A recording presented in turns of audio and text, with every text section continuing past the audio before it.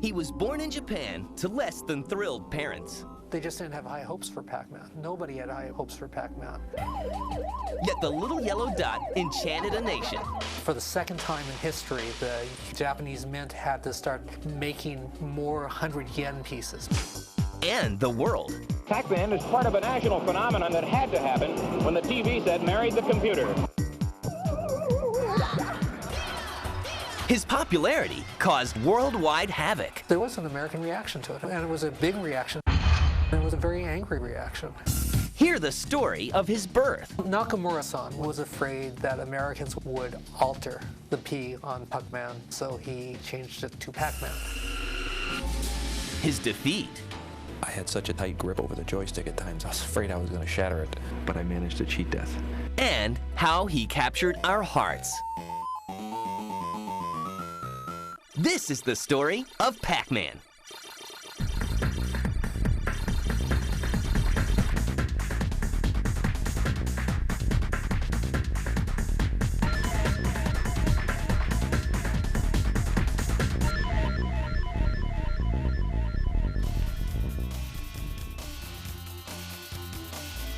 Back in the early 80s, every town would have a recreational center.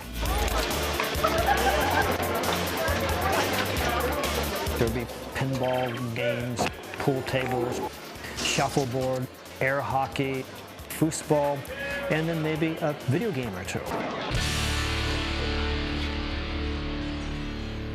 And most people didn't bother to go to the recreation centers in their town until some of the more modern games started coming out.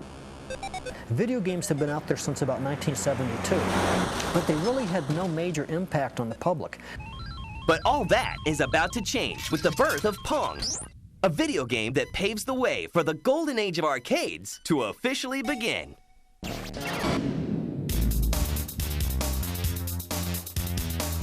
What you see here is part of a national phenomenon, a phenomenon that had to happen when the TV set married the computer. Space Invaders was like the first game in this three-game progression that brought the public completely into the arcades and made them become enamored with video game playing. Space Invaders had initiated the wave and the excitement in arcades in both Japan and the United States. And right after Space Invaders, Asteroids came out, and Asteroids suddenly had further enhanced gameplay where people could get very high scores and also got the competition going for people playing against each other in a bigger way than Space Invaders started for high score laurels. Video games were everywhere.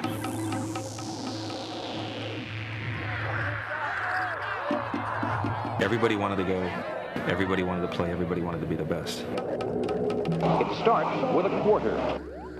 By 1979, the American craze for video games is just beginning.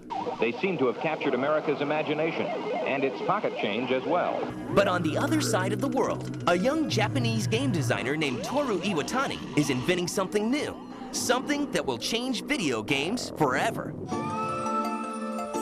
Iwatani-san is a very interesting fellow. He came to Namco, he wanted to make video games, arcade games, based on pinball. He wanted to make a game that would appeal to women. He wanted to make a game that would be non-violent. And he wanted to make a game using the word tabaru, which was to eat. Namco's president likes the premise. Iwatani is assigned a team of 9 designers to help bring his vision to life. Bear in mind, back then, hardware was pretty limited. You could get shapes and colors, but they couldn't be very detailed. But he started the game, and one of the first things they ran into was, what does this character look like? When I interviewed Iwatani-san, he talked about going to a pizza parlor with his designers. They were eating a piece of pizza. Somebody pulled a slice out. And he looked down at the tray and there was Pac-Man staring at him. Fact or fiction? You make the call. After months of development and location testing, Pac-Man is ready for market. But he takes a back seat to a more conventional game. They made Pac-Man at the same time they made another game called Rally X. And absolutely everybody at Namco loved Rally X. So then they took the games to a Tokyo Game Show, and everybody at the show loved Rally X. The main thing wasn't that people didn't like Pac-Man, they just didn't have high hopes for Pac-Man. Nobody had high hopes for Pac-Man. Despite the low hopes, Namco still finds an American distributor.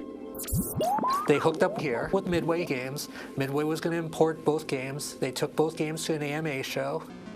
Everyone loved Rally X still. Pac-Man was good. Rally X was the game of the show. And then they came out and, well, when's the last time you played Rally X?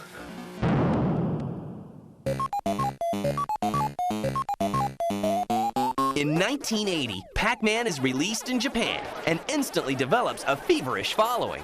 Pac-Man was a hit right off the bat. It was an immediate success in Japan. For the second time in history, the Japanese mint had to start making more 100 yen pieces because so many 100 yen pieces were sitting in the bellies of Pac-Man machines at that time. Now it's time to release the game in America. Well, with one major exception. It was originally going to be Pac-Man, based on the shape, and Nakamura-san was afraid that Americans with their quote-unquote proclivities towards dirty words would alter the P on Pac-Man, and so he changed it to Pac-Man. With the new name in place, the Bally Midway Company releases Pac-Man in October 1980 to a hungry American market. Coming up, Pac-Man Mania. Pac-Man is known as the cute game. What's the object? You have to clear the... Yes, you have to get all the dots off.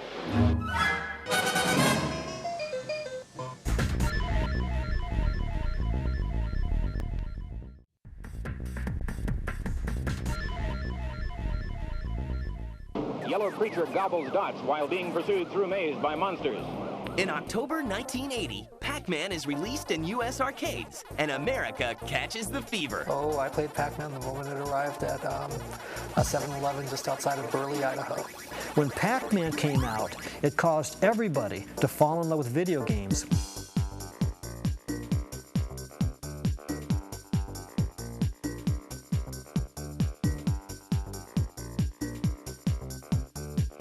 The biggest arcade game of all time, by a long shot, the biggest arcade game of all time. In the United States, it caught on. You'd go into any large arcade by mid to late 1980, and you'd see an entire row of Pac-Man machines. And manufacturers have trouble keeping up with the demand. In suburban Franklin Park, you'll find Midway Manufacturing feverishly turning out 350 Pac-Man games every day in 3 different cabinet styles. Remember, we're talking about 1980. We're talking about the beginning of MTV. People are still fascinated. They're fascinated with technology. They're fascinated with video, bright images, music, and the future. Pac-Man brought more people in.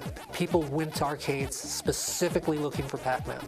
The little yellow guy becomes the media's biggest star. Believe it or not, Pac-Man games are wildly successful.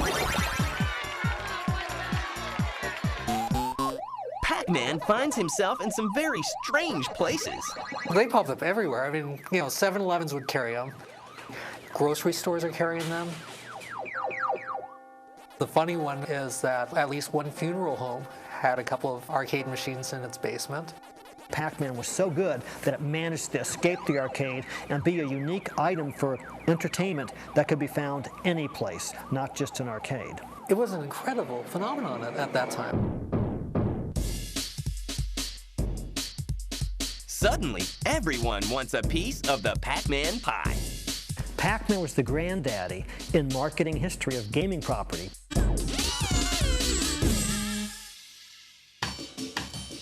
Pac-Man was the one that made it onto everybody's bed sheets, their pillowcases, their underwear. Pac-Man is everywhere. There are Pac-Man cartoons, there's a Pac-Man cereal, Pac-Man lunchboxes, Pac-Man board games. Things they wear on their wrists, things they wear around their neck, things they wear on their feet. Pac-Man trash cans, Pac-Man toilet seat. Just anything you can imagine, Pac-Man is there. Pac-Man was really the beginning of all that for the video game industry. It's not unique anymore because everything seems to be doing that now, but they're just following the path that was trailblazed by Pac-Man 20-some years ago. Love for Pac-Man knows no boundaries. Women loved Pac-Man, and they came into the arcades to play it.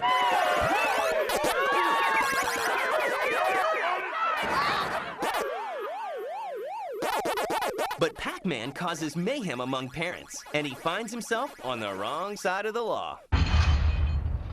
Look at the age group that was being attracted to arcades. You know, it was a new hangout. There was concern about how much time children were playing at the arcades, that they were squandering their lunch monies at arcades.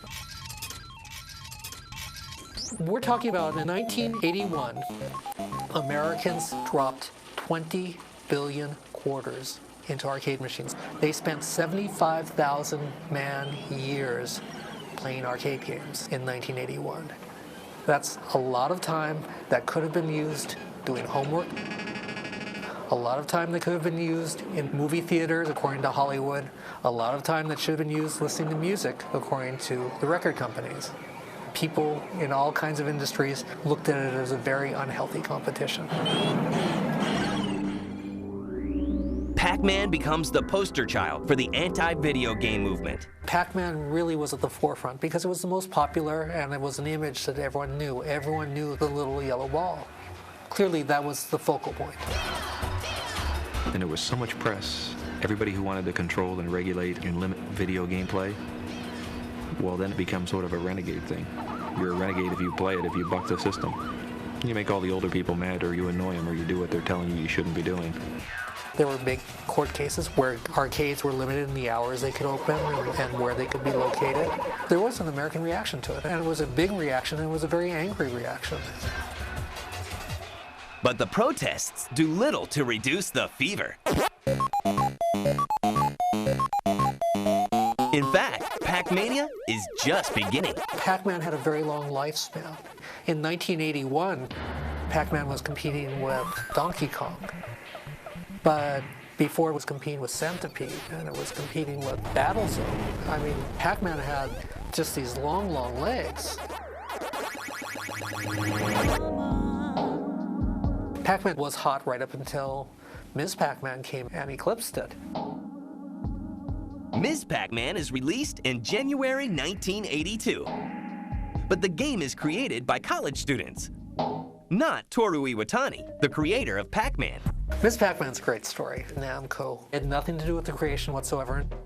A team of MIT grad students developed an add-on board, which they attached to an existing Pac-Man board to enhance the game. They went to Midway and they said, we've got this Pac-Man add-on, would you like to buy it? And the president of Midway basically said, hey, you know, we've been looking for a sequel to Pac-Man. So they bought that add-on and they added it to Pac-Man. All they need now is a name. So originally they were going to call it Mrs. Pac-Man, but somebody said that Mrs. Pac-Man was offensive to women. So then they were going to call it Pac-Woman. But the problem was, in the cutscenes, she's a baby. And, you know, heaven forbid we show any Pac-Man promiscuity. Honey, don't you know I'm more than Pac-Man with a bow? So, a very politically correct Ms. Pac-Man is ready for the arcades. Upon release, she immediately outperforms her predecessor, selling over 115,000 units. But her fame is short-lived.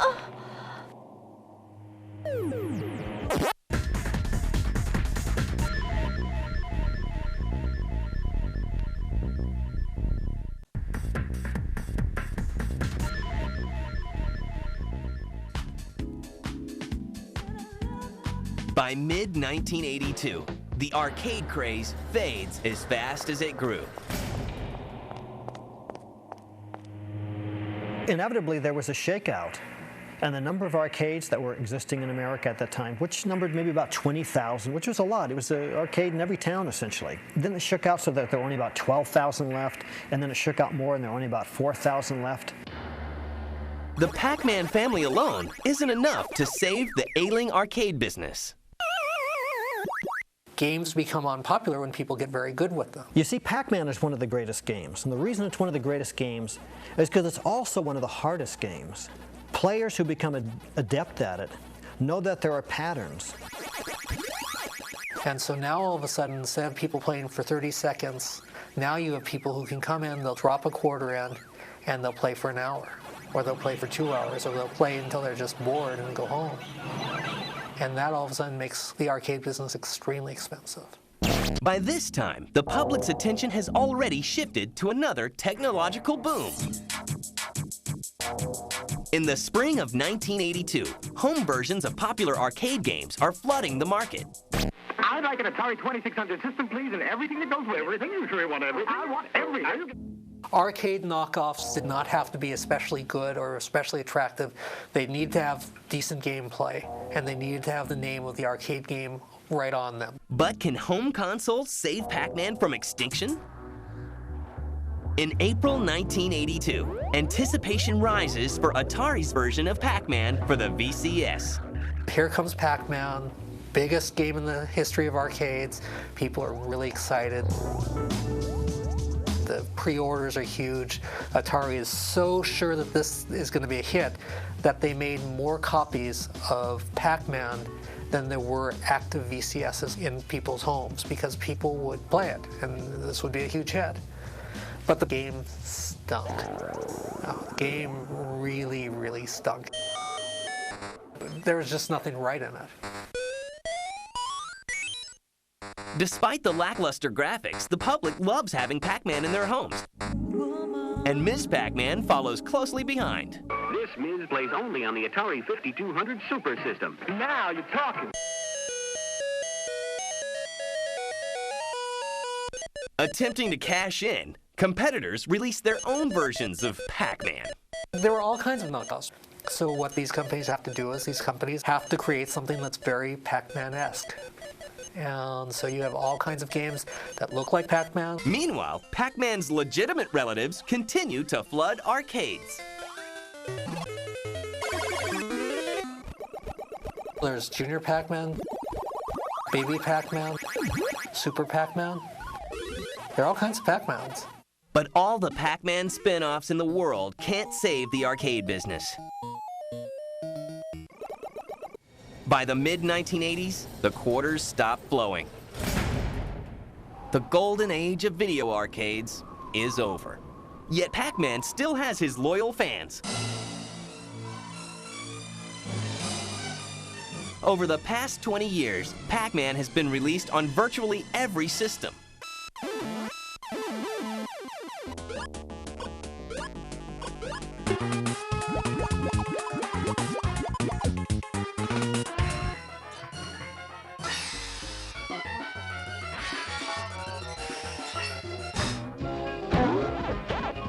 And the desire for high scores never wanes. In 1999, Pac-Man finally meets his match. Billy Mitchell becomes the first person to play the perfect game. I'd say, yeah, people think I'm nuts. You have to be a little nutty to be this obsessive about something. On July 3rd, 1999, Mitchell, the president of a Florida hot sauce company, walks into New Hampshire's Fun Spot Arcade and slides a quarter into the Pac-Man machine.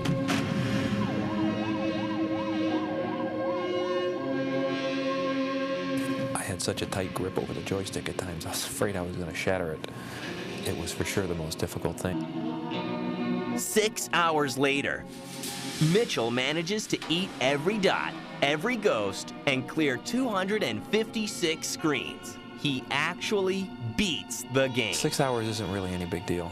I could easily do 12 hours.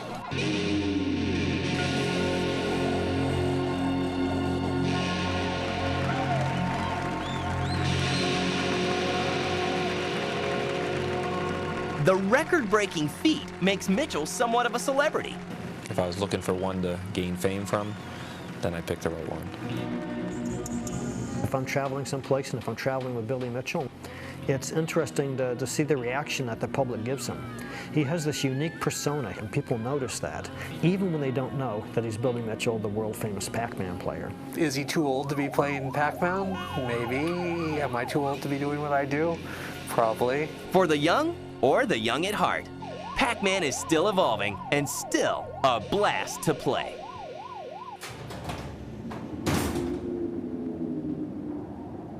There are very few game characters from the early 80s who are still active in today's gaming scene.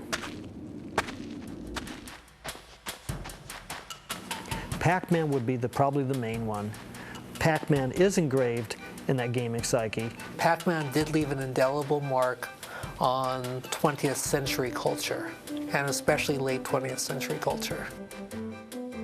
And Pac-Man continues to enchant gamers worldwide with his latest adventure. For Namco, Pac-Man is still very much alive. It's a sign that everything has gone full circle, and now the original games are being recognized and given their due once again, but in a new way. There will always be the people who are going to think about Robotron 2084 or Defender or Donkey Kong. But the biggest group will be thinking about Pac-Man when they think about arcades in the early 80s.